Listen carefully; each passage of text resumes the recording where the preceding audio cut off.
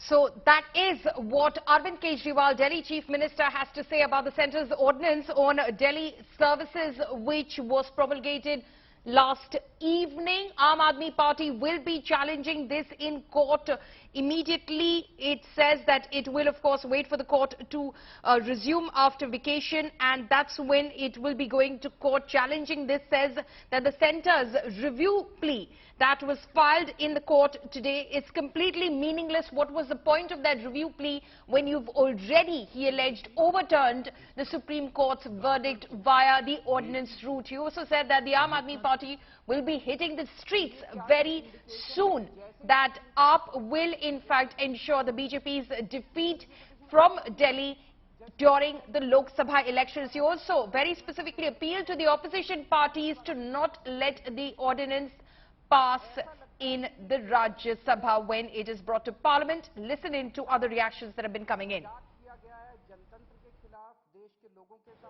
It was a short-lived saga of relief for the Delhi government. Now the centre's ordinance has in a way bypassed the powers that were given to the Delhi government, a complete control on the services department. I am joined by Atishi, the Delhi Education Minister, to speak about this. Atishi, while you people are criticizing the ordinance, you are calling it unconstitutional, but many would argue that the centre's whole idea of the parliament is to make laws, legislation. So how is this ordinance illegal, unconstitutional? See, yes, the parliament has the power to make laws. Yes, the cabinet has the power to pass ordinances during the time that the parliament is not in session. But any law or any ordinance has to be within the framework of the constitution. The parliament cannot make laws outside of the constitution.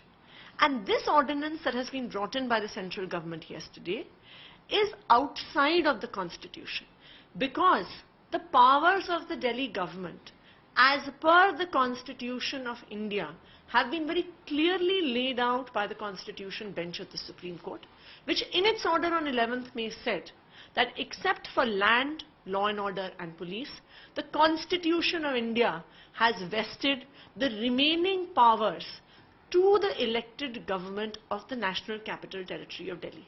What does this mean?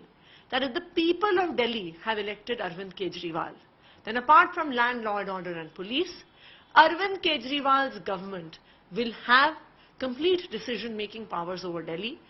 And this is because the principles of the Constitution lay down that the will of the people has to be supreme, because the principles of the Constitution lay down that democracy has to be supreme, and it is because the principles of the Constitution lay down that federalism has to be supreme. Okay.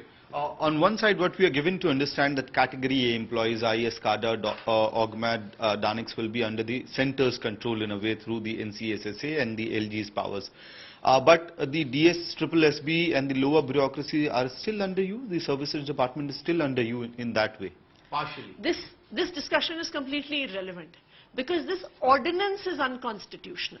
So what an unconstitutional, illegal ordinance says is actually irrelevant, because finally this ordinance is going to be struck down in a court of law.